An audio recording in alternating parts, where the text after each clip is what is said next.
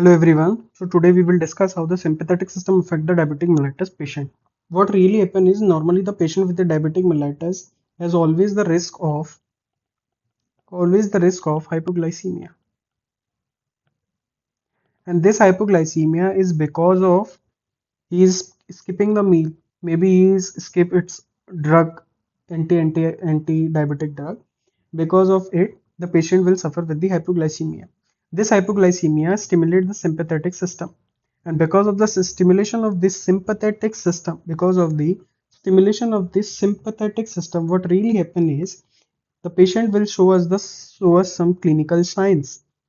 These signs are known as warning signs.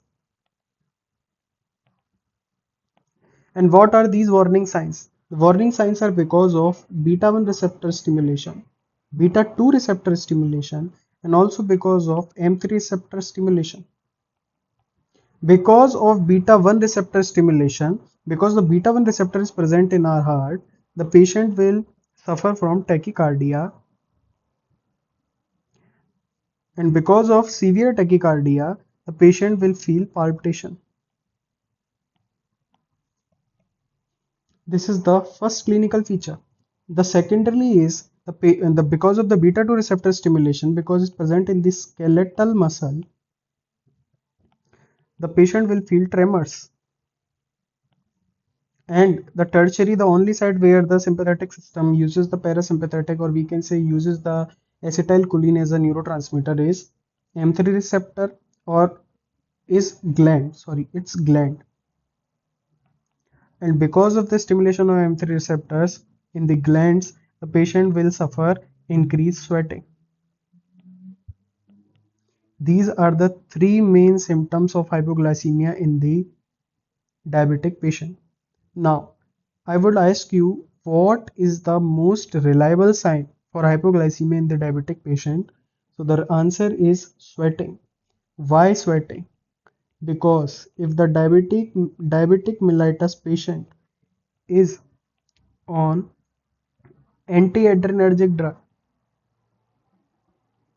this anti-adrenergic drug blocks beta 1 receptors, blocks beta 2 receptor. Because of the blockage of these beta 1 and beta 2 receptor, the patient cannot feel palpitation and tremors. But because this M3 receptor are not blocked, because they are parasympathetic, the patient will always feel the sweat. Now what happens is, these are the warning signs, and there is also a compensatory mechanism in our body.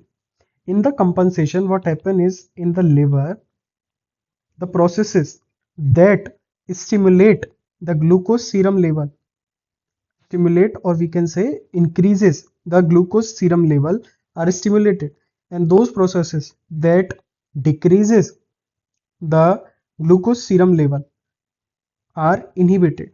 What are these processes? The stimulation of gluconeogenesis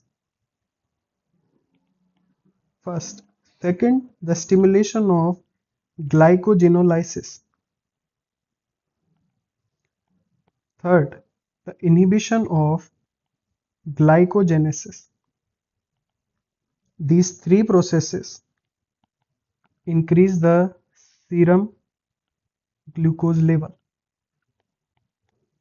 Now, what is the treatment, or what we can say to the patient? Primarily, what patient do? The patient should eat food as as earlier as early patient. Thank you so much.